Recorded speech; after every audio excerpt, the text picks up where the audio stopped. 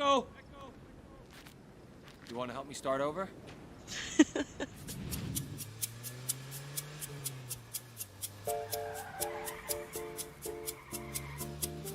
Poor people are poor people, and they don't understand.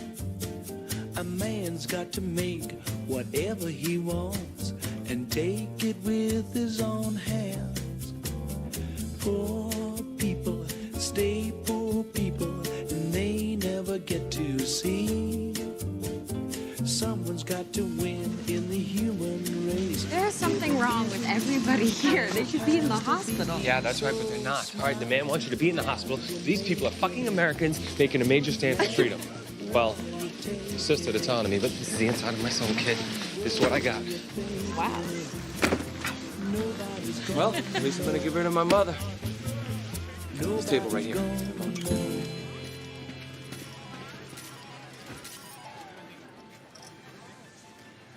Buying in 10,000. How you going, man? As far as it goes, In buddy. this video, I want to talk about random number generation with a biased distribution, and also give a brief explanation of other types of distributions. So, have you ever wondered how a slot machine works? The way they work actually relates to the title of this video. That's why I chose the slot machines for the intro of this video. They use random number generators, but numbers that are not generated completely randomly. They have some biased, some clumped around the value. The owner of those machines has control of the generated numbers to some extent. That's why we say the winner at the end of the day is always the slot machine, even if you have a guy who won the jackpot on that day. So why do we say that? Let me explain it for you. We bought a slot machine, and after 1 month, 1,000 players used that machine. So let me write it here. So 1 month, 1,000 players, and about $100,000 were entered by the players as the bet in the machine. So these players inserted $100,000 inside the machine, and we can set the winning chance of our slot machine, and it's based on the Bayesian distribution, which is so similar to a normal distribution or a bell curve, but with some differences. Let's say the owner set the winning chance to 90%, but this value is actually responsible for two parameters. I will talk about it here in a moment. The owner set how much offset it can have from the entry money from players. Before continuing, let me talk about some terminologies that may become handy as we go. We have a payback percentage, which is the value of money that must be returned to a slot player by a slot machine over time. We have holder percentage, that is how much of the bettor's money is kept by the casino. It's also called the housage. Payout percentage, the percentage of money a slot paid out in winnings to players after a period of time. That's important, period of time, because as I said, we are talking about infinite number of tries when we are talking about random number generators. I will talk about it later. A slot drops, a term used in reference to the amount of money played by a slot machine, and a slot hold, the amount of money that the slots do not pay back to players as wins. So maybe we can say that 10% is related to this last one term. So let's get back to our example of a slot machine. We say the player bet $100 at the beginning, and the machine is set to pay out 90% of the input money. So the player inserts $100, and the machine set to return 90%. Please note that it's a chance, it's actually a percentage. We call such a slot machine a loose machine, or the loose slot, the slot that is assumed to pay out lots of money. You know, it's going to return 90% of the inserted money. So that's a good term to call it a loose machine. It's going to return most of the money injected, but not the entire money. Let's not forget. So still, the machine is still the winner. So we can say that this is actually the Bayesian number, which is set to 90%, or a weighted number. It's not a uniform distribution. It's actually have a peak. 90% is the value that most of the data gathered around it or concentrated around it. So it may return 50% for a player, 80% to another player, 110% to the next one. Like 60%, 80%, I don't know, 95%, 110%, 85%. But After an infinite amount of plays, if we add those percentage and divide them by the number of plays, which we call them the average value, we will get so close to that 90% that the owner set it in his device, you know. So if we add all of these numbers together, let's not forget it's going to tend to infinite. So if we divide the sum by the number of values, we will get so close to that 90%. This is one of the parameters I was talking about. Let me draw the graph here for you. We said it's like a bell curve or a normal distribution, right? Here is the guys who won 0%, and here is the guys who won 90% of the total money stored inside the machine. Actually, here is the maximum. Here is the maximum value actually, and here is the minimum. I'm going to talk about the second parameter. So if this will be the peak, this will be the amount of money the player bet as a starting money, or the started bet, let's say $100. Here is the first parameter, which is the maximum at 90%. So we have a 90% here, and we have a 90% also here. It will be $90, right? $90. Here is the winning chance. Here is the winning money. And as you can see, the number of players that win nothing is so few. Those who win the jackpot is also so few, and most of them are those who around this value, this 90%. As you can see, here is so similar to a normal distribution. That familiar bell curve shape. So we can see that 290% here is involved in as the input parameters. The owner set it to 90%. So one of those 90% is for winning the amount of intelligent money, and the other one is winning the entire money stored inside the machine. So one input control two parameters. So we can say that 90% is in fact responsible for two parameters. The maximum of jackpot winning money, and the chance of winning is based on the entry money paid by the player. Let's not forget that this is just one of the algorithms used for a slot machine. There are lots of other methods and approaches that programmers program those devices, but I intentionally talked about this one because, as I said, it was related to the topic of this video. But for sure there are even more methods for coding those slot machines. Let me also talk about three types of distributions. We have a uniform distribution, clumped distribution, and random distribution. In case of uniform distribution, this is a 2D actually, a distribution. The parameters both have x and y, but we also can consider in one dimension, okay? Let's say here is 0 and here is max, or we can say minimum and maximum. The difference between two members is all the time the same in case of uniform distribution. Here, if we take a look at one dimension, data can be distributed like this, for example. It's of uniform distribution. Here are the data, right? So they evenly distributed. The difference between the data are equal, you know? In case of random distribution, the difference between two data are not the same.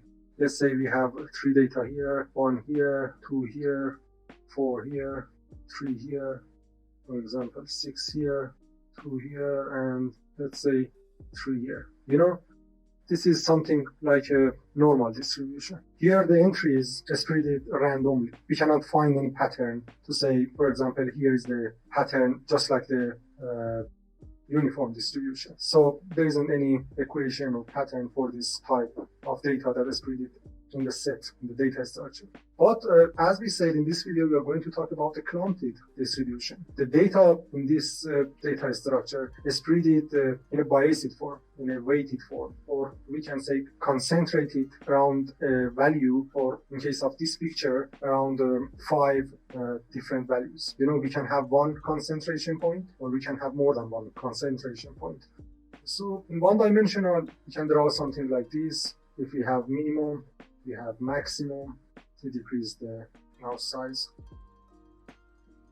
Let's say we have 2 concentration points, and our data will be concentrated or clumped around these concentration points, or whatever we are going to call them.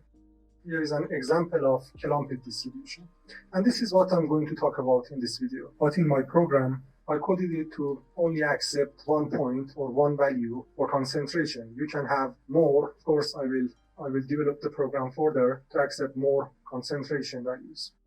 So here was a brief introduction about different types of distributions. Now let's take a look at some examples for each of these distributions. First, for uniform distribution. So people inside the stadium is a good example of a uniform distribution. We can say the distance between two viewers is almost the same in case of all of the members, all of the viewers in this stadium. But we know that the stadiums usually don't feel it or distribute it like this. It depends on home or away matches. For example, if it be the field for the home team and this be the goal for the away team, most of the spectators of home team prefer to gather and clump behind the away team's goal.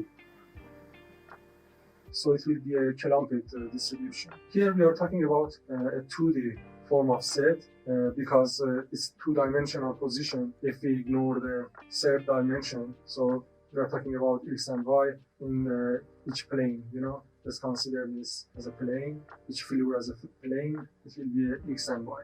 And not much a difference. Method is the same actually for spreading the members in the set. Let's take a look at another example. In this example, again, we can have a clumped distribution, but here I'm going to take a look at only one parameter, I mean speed, not the position, so one-dimensional. In case of clumped distribution, we want each line has a speed clumped around the value. For example, the most left side line can have 50 miles per hour, the middle one 70, and the right one 100 miles per hour. And because they are going to be filled randomly or generated randomly in this case, let's consider this as a game. Of course, I'm talking about programs and games, not the real world. So let's not confuse it. But it also applies in real world. So let's consider that line again, minimum, maximum, and mid. Something like this we will have, right? Something like this. This is a clumped distribution. Here in this line, we can have vehicles with different speeds like 40, 55, 49, 61, but the average value is around 50 miles per hour. In the middle, we can have 75, 63, 82, 71, and again, the average value will be around 70, and the same for the last line. This is not a random generated numbers in a set, but it's actually a clumped generated numbers, right? In this case, the speeds in the set of randomly generated numbers has 3 weighted values to clump around. Hence, it's a biased distribution. But let's not forget that uniform and clumped distributions can also be a case for a random distribution. Because by definition, all cases should have a chance to occur. And if we remove a case, then we cannot call our distributions randomly generated or spread. So even a straight, like in poker, can also be a case, like 1, 2, 3, 4, 5. Someone may say this is not a random series, but it also should be one of the cases, because that random number generator algorithm or code should give the same chance to all of the possible set of numbers. So here was an example for a clumped distribution, which is actually related to our video. But as I said, I only provided code for one value concentration. So let's say only the middle line in this highway. But here we have 1, 2, 3, 4, 5, 6 value concentration. So 6 clumped areas for that one. Let's take a look at another example. Here we also have the same example for viewers inside the stadium, but we can both say we have clumped distribution and random distribution, because audiences spread it, here is one area, right, and here is another area. So we can say we have 2 clumped areas here if we consider it as a 2D distribution, 2D set. But we can also say it's random distribution, right? It depends. As I said, we cannot consider a clear line between a clumped distribution and a random distribution. Even uniform can be one of the cases for a random distribution. As I said, in a random generated numbers, all of the cases should have the same chance to happen. Let's take a look at another example. In this case, we have a street with pedestrians. If we consider the speed of these pedestrians, we can say here is a purely random generator or random distribution. We have some who have no movement at all, some that running fast, some that running slower in this street or in this alley. So if you consider only one-dimensional or one parameter, which is a speed in this case, then we have completely random set of numbers for a speed. Another example. Here is again another example that we can say is also a clumped type of distribution. Here are the regions or areas. As you can see, you can consider them as areas here. But as I said, you can also say it's a random distribution. It's not much clear that whether it's random or it's clumped. In this example, let's consider we have an AI in a game, and that AI have different levels of difficulties from easy to medium and hard. So the AI have different levels of difficulties. In case of easy, we want the AI shoot the target randomly. For example, here is how the AI is going to shoot, right? Completely randomly. If we set it to hard, right, or realistic, legendary, whatever you want to call it, we want to ask AI to increase its precision. So here in this example, we have two clumped values. Here is one, and here is another. And let's not forget it's 2D, so each time two parameters, x, y in this case, and we want AI to shoot randomly, but also in a clumped distribution form. So we want it to shoot something like this, you know? It's still random, right? But it's clumped, so it has biased, it has weighted around two values, you know? So these were some examples to give you a brief idea what I'm talking. Here is an example for throwing dice. We want to see how numbers for a dice face up and plot its distribution. We want to throw the dice 20 times. We know that minimum is 1 and maximum is 6. So if you want to plot it, here is the frequency and here is the axis for numbers 1, 2, 3, 4, 5, 6. And here is the frequency. Let's say 1 times, 2 times, 3 times, 4 times, 5 times. We say we are going to throw the dice 20 times, and plot its distribution. Let's say we are starting by getting these numbers faced up after throwing the dice 2,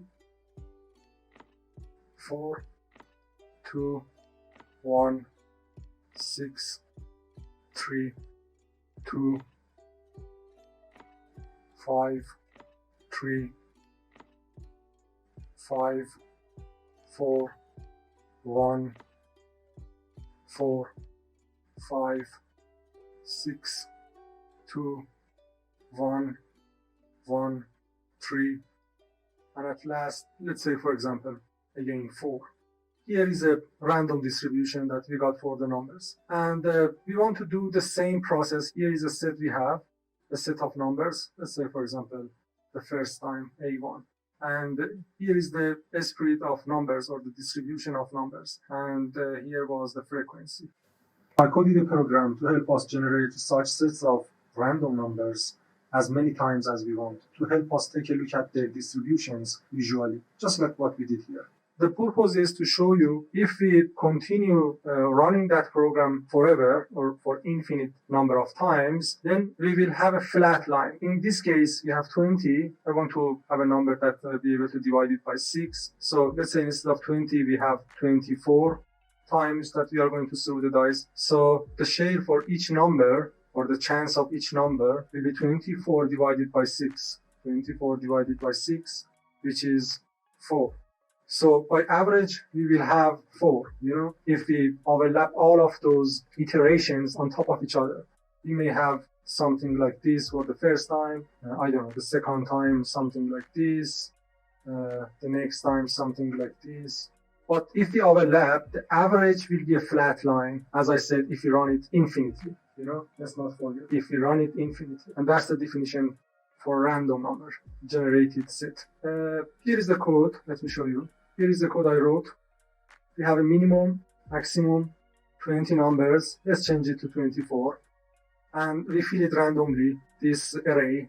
This is from my library. As you can see, it's at NJ, from interscope, from my library. So we fill it randomly in the range of minimum to maximum. It's a close range from both sides. Then we try to plot the frequency, it gets the frequency for each index. After that, we try to print out the least frequent number. In this case, let me show you, for example, we had 6 as the least frequent number, and we had more than one number for most frequent. In this code, only the first occurrence assumed as the most frequent number. But I can consider another array. It can actually return an array to include also other frequent numbers in case of equal numbers, and we have more than one. I also coded a function to get a number randomly from the array, which is also generated randomly. So from that random numbers, I try to also select a random number randomly. Let's run the code. Here are the numbers, and we can see how the plot looks like here. We have 6 as the most frequent. Yes, it also detected correctly. We have 2 and 3 as the least frequent. In this case, it considered only one of them, 3, and we also selected a random number randomly. So let's iterate it. Let's run the code again. You can see this time we have 4 and we have 1. You can just take a look at the plot. Each time it has a different shape. This one, as you can see, has more variation, not much a flat line. In this case, it doesn't have 1 at all. That's interesting. Yes, we can see each time it generates a different number for us.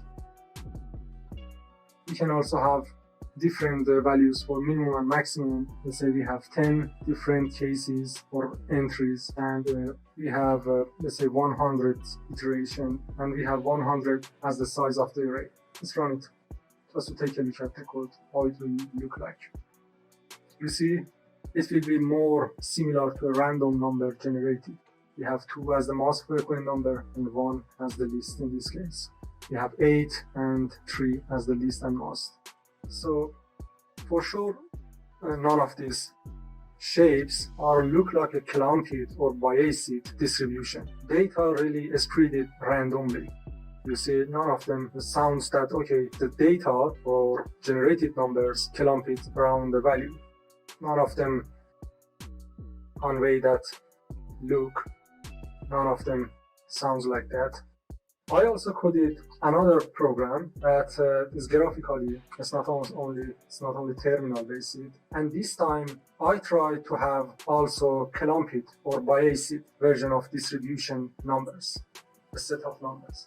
They are also generated randomly, but for sure we have weighted around the value. This time my code only supports entries concentrated around only a single value, but as I said, we can have more concentration values that data clumped around it. So let me also show you that code. Now, what if we don't want our set to be generated randomly and instead gather around the value? If we consider something like this as randomly, what if we want something like this? It's clumped around the value, or we can have it something like this. Here is a randomly, this greenish one, and this bluish one is clumped distribution. We also can set its intensity. For example, it can be more flat, like this, or it can be more accused, like this. Right? We can also set its intensity or the amount of concentration. And this is what I'm going to show you visually in the code I wrote it for you. So here is an example for dice. And let's not forget, this is not clumped yet. This is generated randomly. You can see the dices are generating randomly here. So if I pause it, we have 3 and 4. If I pause it again, we have 6 and 4, 6 and 6, and so on, 1 and 4. You see, this is also in case of 2D. So here is the x-axis, here is the y-axis, and these are the values that distributed randomly in this area. In this case, these bars in the bottom of the window or program window, we have here as minimum, here as maximum, and the y-axis is the frequency. Let's say each time in each iteration we generated maybe, I don't know, thousands numbers and plotted the frequency of each value happened inside this. Let me also turn on the graphs, and I also showed the mean and standard deviation. I'm not going to talk about these two parameters. Mean is the same as average here, and the standard deviation we know is another parameter for probability. It's a better parameter than mean to compare two sets of data. So as you can see, they are completely random. It's not even. For example, in this area, you can see we have less members, and in this area, we have more. So it's not a uniform distribution. Let's not forget it. The same for the bars. It's the same for the bars. It's completely random. You cannot say it's clumped around the value, but we can have it. We can have it clumped. So if I turn on the bias and let me increase the simulation speed a little bit. For example, set it to like 90, for example, and the bias is right now set to 0.5. Normalize it between 0 and 1. You can see here we have 0 and 1 for the bias. Let me zoom in a little bit. You can see we have 0 and 1 for the bias. In case of these bars, 0 means the minimum, bias around the minimum, and 1, it means clumped around the maximum. So if we increase the concentration and set it to 1, it's the same for bias concentration. So if I set it to 1, you can see this 0.5, now visualize it here. So we will have more data recurrences around the middle value, but we can change it. You can also see the effect on this area. You can set it to 0 or 1. So in case of one-dimensional or scalar values, we have this change. It will be the same for this dice. So more data around 1 and 2, but it doesn't mean all the data should be 1 and 2. Let's not forget, we also can have maximum. As you can see, we have some maximum happening here, but most of the recurrences, most of the frequencies is around the minimum. If I pause it, we have 1 here, 3 here, we have 2, 2. Let me decrease the simulation. For dice, you can see most of the values are around 1 because we set it to minimum. My code has a little flaw. The algorithm is in a way that I always will have 2 minimum values or 2 minimum slopes around the peak or around the max value. Let me show you. So even I set it to minimum, but I still will have something like this. So I will have 2 slopes, 2 downward slope. It will be the same for maximum. If I set it, for example, for max, it won't be something like this. It will be something like this. There is a reason for that, but I can also have both curves like this. But I decided it has a hill shape or, I don't know, mountain shape curve. We should expect something like this. Now if I change the bias to 1, I should expect higher values around 5 and 6 for the dice. You can see mostly around 5 and 6. But I also can expect 1, 2, 3 and other values. This is the definition of random numbers. It doesn't mean we should all the time have 6 or at max 5, but we also should have other values. So they also should have a chance, but it's reduced, of course. In case of two-dimensional data, I also set the parameters that increase the simulation speed. As you can see, I can set the X position, and I also can set the Y axis. For sure, if I change the bias, the shape of the distribution will also change. And for concentration, if I reduce it, we can see it will go out of the area, and if I increase it, it will be more randomly, more concentrated around 1, and less concentrated for higher values. I also can change another parameter, it's called shuffle. So if I pause it, you can see the difference. If I set it in the middle, you may have a better idea of how it looks like. set the bias to 1, so bring it to the middle, turn the shuffle on and off. If you want to take a look at the code and see how it works, you know that you can always ask for it in my Discord server in programming channel. Ask for the code on programming channel and I will post the source code of the program. This is actually from my math library, which I'm going to use it in my game engine. So this is how some slot machines, for sure not all of them, but some of the slot machines work and they can take control of it. You can say, for example, I want more data around 5 and 6 in case of dice, not this acute, because we have a lot of density around 5 and 6. Here we can also see it here.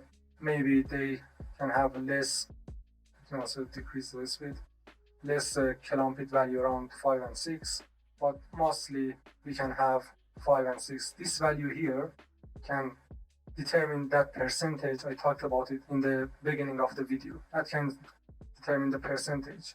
The more it goes toward 1, it will be more acute for 100%. Here we can also see that. But we still have the chance for other numbers. You can see we also have some values here, here, and here. But mostly clumped around the middle.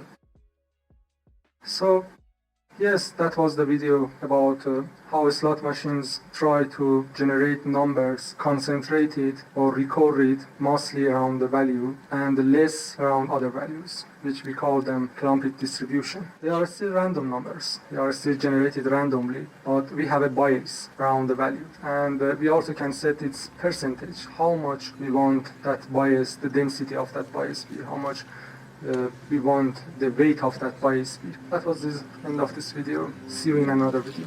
That's $500. It's not $500. $1,000.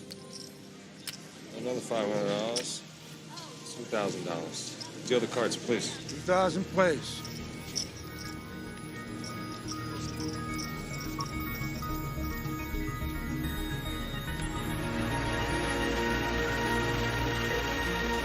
I need 10,000.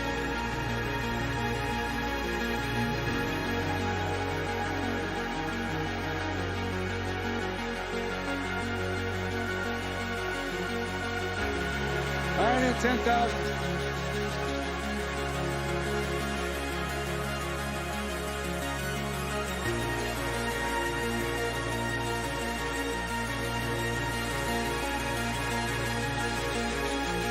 I need 10,000.